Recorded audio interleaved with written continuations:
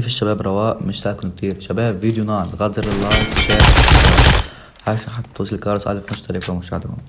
شباب هيدا الفيديو من حل مشكلة اللاج عند أغلب لعيبة 60 فريم و40 فريم.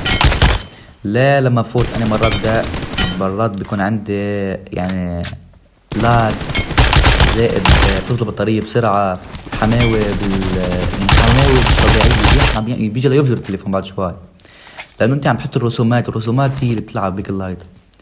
كيف لازم تحط الرسومات لحتى يروح عندك اللايت وما عادش يبدأ بسرعة ويروح الحماوة؟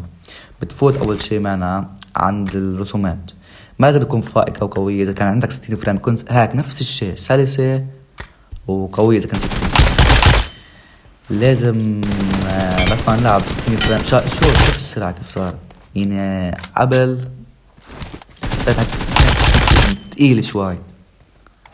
اتمنى يكون عجبكم الفيديو، لا تنسوا اللايك شير سبسكرايب وهاشا حتى توصل كارت على المشترك وعش.